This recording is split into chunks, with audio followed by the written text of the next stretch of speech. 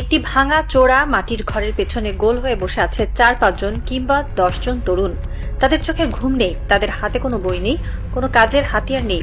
তাদের সবার চোখ আটকে আছে একটিমাত্র স্মার্টফোনের স্ক্রিনে। স্ক্রিন থেকে ভেসে আসা নীল আলোয় তাদের মুখগুলো এক অদ্ভুত নেশাগ্রস্ত পিশাচের মতো দেখাচ্ছে। তারা কোনো শিক্ষামূলক ভিডিও দেখছে না, তারা খেলছে এক ভয়ঙ্কর সর্বনাশা খেলা। পাওয়ার ব্যাংক দিয়ে চার্জ দেওয়া একটিমাত্র ডিভাইস, আর সেই ডিভাইসের স্ক্রিনে চলছে অনলাইন জুয়া বা বেটিং। 10 টাকা, 20 টাকা থেকে শুরু করে 1000 টাকার বাজি। এই তরুণরা, যাদের হাতে আগামী দিনের বাংলাদেশের স্টিয়ারিং থাকার কথা ছিল, তারা আজ আক্ষরিক অর্থে এক ডিজিটাল ক্যাসিনোর মরণ ফাঁদে নিজেদের জীবন, ভবিষ্যৎ এবং নীতি নৈতিকতা বিসর্জন দিচ্ছে। এটি কোনো বিচ্ছিন্ন ঘটনা নয়, এটি আজ বাংলাদেশের গ্রাম থেকে গ্রামান্তরে, পাড়া থেকে মহল্লায় ছড়িয়ে পড়া এক ভয়াবহ নিঃশব্দ মহামারীর চিত্র। যেখানে বিদ্যুৎ নেই, সেখানেও আজ ইন্টারনেটের সহজলভ্যতার কারণে এই বেটিং সাইটগুলো ক্যান্সারের মতো ছড়িয়ে পড়েছে। আর এই ভয়ঙ্কর পৈশাচিক মহামারীর পেছনে কাজ করছে এক বিশাল আন্তর্জাতিক এবং অত্যন্ত সুসংগঠিত মাফিয়া সিন্ডিকেট। কিন্তু এই সিন্ডিকেটের সবচেয়ে বড় পোস্টার বয় বা প্রমোটার কে সেই মানুষ যার এক ইশারায়, যার একটি ভিডিও বার্তায় এই লাখ লাখ তরুণ নিজেদের সর্বস্ব খুইয়ে মরণ নেশায় মেতে উঠছে? তার পরিচয় জানলে আপনি শুধু চমকে উঠবেন না, আপনার মেরুদণ্ড দিয়ে এক হিমশীতল ঘৃণার স্রোত বয়ে যাবে। অপরাধ জগতের একটি পুরনো ব্যাকরণ আছে। কোনো অবৈধ জিনিসকে যদি সমাজে বৈধ বা আকর্ষণীয় করে তুলতে হয়, তবে সমাজের সবচেয়ে জনপ্রিয় মুখগুলোকে ব্যবহার করতে হয়। অনলাইন জুয়া, গ্যাম্বলিং বা বেটিং সাইটগুলো যখন বাংলাদেশে তাদের জাল বিস্তার করতে শুরু করলো, তখন তারা প্রথমে ব্যবহার করেছিল 3rd রেটেড, 4th গ্রেডেড কিছু তথাকথিত উঠতি নায়ক নায়িকা বা গায়ক গায়িকাদের। কিন্তু এই মাফিয়ারা খুব ভালো করে জানতো, এদের দিয়ে হয়তো কিছু মানুষকে আকৃষ্ট করা যাবে, কিন্তু পুরো জাতিকে এই জুয়ার টেবিলে বসাতে হলে এমন একজনকে দরকার যাকে পুরো দেশ অন্ধের মতো ভালোবাসে। আর ঠিক সেই চরম ঘৃণ্য কাজের জন্য তারা বেছে নিল বাংলাদেশের ইতিহাসের সবচেয়ে বড়, সবচেয়ে উজ্জ্বল এবং সবচেয়ে জনপ্রিয় স্পোর্টস আইকনকে।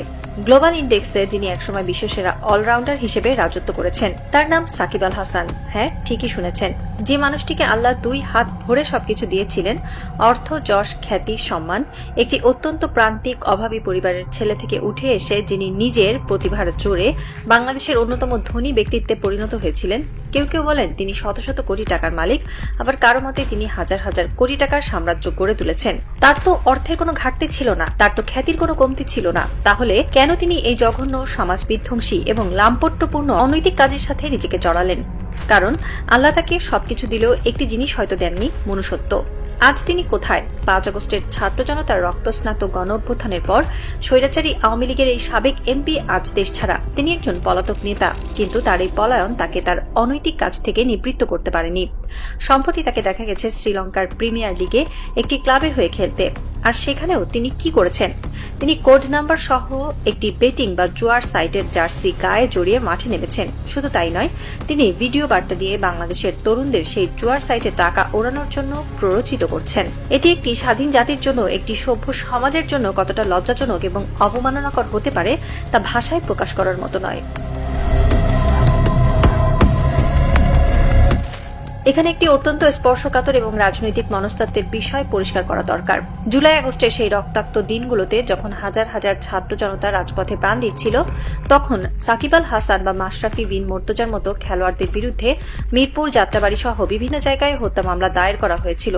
যে কোনো সুস্থ মস্তিষ্কের মানুষ, যে কোনো নিরপেক্ষ বিশ্লেষক এক বাক্যে স্বীকার করবেন, এই হত্যা মামলাগুলো ছিল চরম অন্যায় এবং হাস্যকর। সাকিব বা মাশরাফি হয়তো স্বৈরাচারী সরকারের অংশ ছিলেন, তারা হয়তো নৈতিকভাবে স্থলিত ছিলেন, কিন্তু তারা তো রাজপথে দাঁড়িয়ে কাউকে গুলি করে মারেননি। তাদের বিরুদ্ধে এই ধরনের ভিত্তিহীন হত্যা মামলা দিয়ে আসল খুনিদেরই আড়াল করার একটি আইনি সুযোগ তৈরি করে দেওয়া হয়েছিল।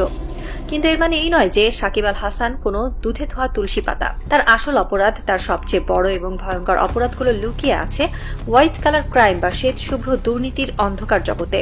তার বিরুদ্ধে শেয়ার বাজার ফিক্সিং এর সুনির্দিষ্ট অভিযোগ রয়েছে।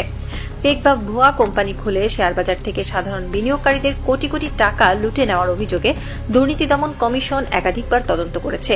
এর বাইরে তার সম্পৃক্ততা রয়েছে দুবাইয়ের গোল্ড বিজনেসের অন্ধকার জগতে। আরব খানের মতো একজন পলাতক খুনের মামলার আসামির সোনার দোকান উদ্বোধন করতে তিনি দুবাই উড়ে গিয়েছিলেন। তিনি জানতেন আরব খান কে, তারপরও তিনি সেখানে গেছেন। আর এখন এই ম্যাচ ফিক্সিং, বেটিং এবং অনলাইন জুয়া সবকিছুর সাথে তিনি আষ্টে পৃষ্ঠে জড়িত। নৈতিকতার মাপকাঠিতে যদি তাকে মাপা হয় তবে তিনি হলেন মোস্ট মোরালি করাপ্ট বা সবচেয়ে নীতিভ্রষ্ট একজন মানুষ। আর তার এই নীতিভ্রষ্টতার চরম মূল্য আজ চোকাচ্ছে এদেশের লাখ লাখ তরুণ।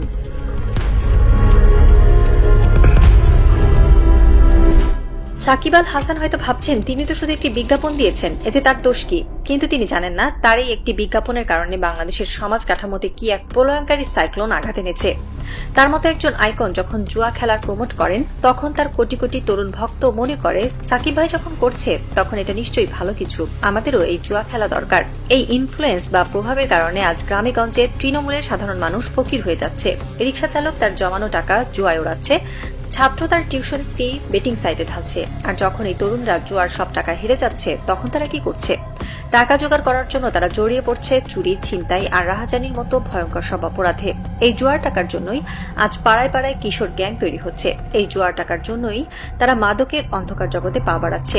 বেটিং সাইট, গ্যাম্বলিং, অনলাইন জুয়া এবং মাদক এই সবকিছু মিলে আজ একটি কানেক্টেড বা সংযুক্ত ডেথ প্যাকেজ তৈরি হয়েছে। আর এই প্যাকেজের সবচেয়ে বড় শিকার হচ্ছে আমাদের পারিবারিক সম্পর্ক বা ফ্যামিলি রিলেশনশিপ। বাবা মায়েরা আজ দিশেহারা। শিক্ষকরা বিভিন্ন ফোরামে, সেমিনারে চিৎকার করে বলছেন পর্নোগ্রাফি আর অনলাইন জুয়া আজ মাত্রা অতিরিক্তভাবে ছড়িয়ে পড়েছে। আমাদের ইয়াং জেনারেশন ধ্বংস হয়ে যাচ্ছে। সাকিব আল হাসান কি এই ধ্বংসের দায় এড়াতে পারেন? কখনোই না। আমাদের জাতীয় নৈতিক অবক্ষয় বা মোরাল ডিপ্রাইভেশন এর জন্য এই লোকটিকে অবশ্যই কাঠগড়ায় দাঁড়াতে হবে। সাকিবের অপরাধের তালিকা এখানেই শেষ নয়। একজন রানিং ক্রিকেটার যিনি জাতীয় দলের জার্সি গায়ে মাঠে নামছেন, তিনি কিভাবে একই সাথে একটি স্বৈরাচারী ফ্যাসিস্ট রাজনৈতিক দলের হয়ে নির্বাচন করতে পারেন? তিনি কিভাবে একজন সংসদ সদস্য বা এমপি হতে পারেন? আন্তর্জাতিক ক্রীড়াঙ্গনের নিয়ম অনুযায়ী এটি হল সিরিয়াস কনফ্লিক্ট অফ ইন্টারেস্ট বা চরম স্বার্থের সংঘাত। একটি জাতীয় দলের প্লেয়ার হয়ে একটি নির্দিষ্ট রাজনৈতিক দলের দালালি করা, তাদের হয়ে এমপি হওয়া, এটি কোনোভাবেই মেনে নেওয়া যায় না। তিনি অত্যন্ত অন্যায় এবং গর্হিত কাজ করেছেন। কিন্তু আজ সবচেয়ে বেশি অবাক হতে হয় কাদের নীরবতা দেখে জানেন? আমাদের জাতীয় ক্রিকেট দলের অন্যান্য খেলোয়াড়দের নীরবতা দেখে। যারা এখন জাতীয় টিমে খেলছেন অথবা যারা আগে খেলেছেন, তারা কেন কালেকটিভলি বা সম্মিলিতভাবে সাকিবের এই চরিত্রহীন, লাম্পট্যপূর্ণ এবং অনৈতিক কাজগুলো নিয়ে কথা বলছেন না? তার ক্রিকেটের যে স্পেশালিটি বা জাদুকরী ক্ষমতা, সেটা নিয়ে অন্য আলোচনা হতে পারে। তিনি অত্যন্ত ভালো আন্তর্জাতিক মানের ক্রিকেটার, এই বিষয়ে কারো কোনো সন্দেহ নেই। কিন্তু তার ওই বা পায়ের বা বা হাতের জাদুর চেয়ে কি একটি জাতির নৈতিকতা বেশি গুরুত্বপূর্ণ নয়? তার ওই ব্যক্তিগত রেকর্ডের চেয়ে কি আমাদের লাখ লাখ তরুণের ভবিষ্যৎ বেশি দামি নয়? আমাদের সামাজিক, পারিবারিক এবং ধর্মীয় মূল্যবোধ নষ্ট করার জন্য, তরুণদের বিপদগামী করার জন্য সাকিবের বিরুদ্ধে আজ ড্রেসিং রুম থেকে শুরু করে ক্রিকেট বোর্ড পর্যন্ত সবার সম্মিলিতভাবে আওয়াজ তোলা উচিত। এই নীরবতা এক ধরনের পরোক্ষ সমর্থন, যা কোনোভাবেই কাম্য নয়। আমরা দেখেছি অন্তর্বর্তীকালীন সরকারের সময় থেকেই এই অনলাইন জুয়া নিয়ে অনেক আলোচনা ছিল। 1867 সালের সেই মান্ধাতা আমলের জুয়া প্রতিরোধ আইন থেকে বেরিয়ে এসে সম্প্রতি 2026 সালে একটি নতুন এবং যুগোপযোগী আইন করা হয়েছে। এছাড়া সাইবার সিকিউরিটি আইন এবং অন্যান্য আইনেও এই বেটিং বা অনলাইন জুয়ার বিরুদ্ধে কঠোর শাস্তির বিধান রাখা হয়েছে। কিন্তু আইন তো কেবল কাগজের অক্ষর।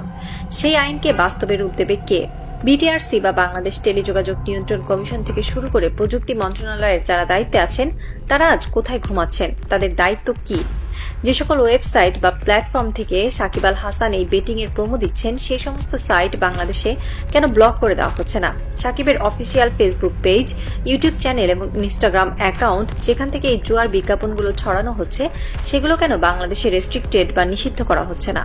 এই ধরনের নৈতিক স্থলনকারী একজন ব্যক্তির ফেসবুক আইডি থাকা এবং সেখান থেকে বাংলাদেশের তরুণদের মগজ ধোলাই করার সুযোগ দেওয়া কোনো স্বাধীন রাষ্ট্রের জন্য শোভনীয় হতে পারে না। প্রযুক্তি মন্ত্রণালয়কে অবিলম্বে এই বিষয়ে একটি সাইবার স্ট্রাইক চালাতে হবে। এর পাশাপাশি প্রসিকিউটর বা আইনজীবীদের খতিয়ে দেখা দরকার যে সাকিবের এই কাজগুলোর মধ্যে কিভাবে সরাসরি ফৌজদারি অপরাধ বা ক্রিমিনাল অফেন্স সংগঠিত হয়েছে। আমরা হয়তো ধারণা করছি তিনি এখন আমেরিকার নাগরিক হয়ে গেছেন বা বিদেশে পালিয়ে আছেন, হোয়াটএভার। তিনি যে দেশের নাগরিক হন না কেন, বাংলাদেশের ভূখণ্ডে বাংলাদেশের তরুণদের টার্গেট করে তিনি যে ফৌজদারি অপরাধ করেছেন, তার জন্য তাকে আন্তর্জাতিক আইনের আওতায় এনে বা ইন্টারপোলের মাধ্যমে কিভাবে বিচারের মুখোমুখি করা যায়, তা আজ অত্যন্ত জরুরি হয়ে দাঁড়িয়েছে। সরকার বা আইন প্রয়োগকারী সংস্থা হয়তো তাদের কাজ করবে, কিন্তু আমাদের সমাজের কি কোনো দায়িত্ব নেই? আজ সময় এসেছে এক বিশাল সামাজিক প্রতিরোধের।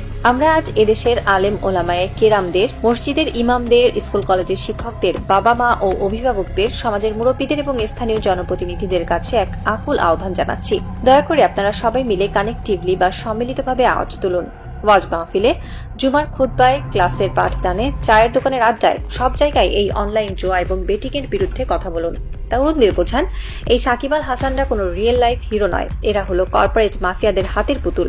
কারণ একটি নেশনের বা জাতির তরুণদের যদি একবার এই জুয়া আর মাদকের নীল ছোবলে নষ্ট করে দেওয়া হয়, তবে এই জাতির আর কোনো জাতীয় চরিত্র তৈরি হবে না।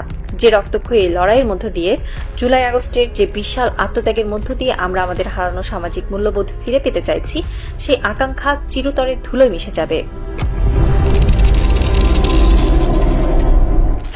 সেই প্রত্যন্ত চরের ভাঙা মাটির ঘরে এখনো হয়তো জ্বলছে সেই স্মার্টফোনের নীল আলো। হয়তো এখনো কোনো তরুণ তার বাবার শেষ জমানো টাকাটা কোনো বেটিং সাইটে বাজি ধরছে।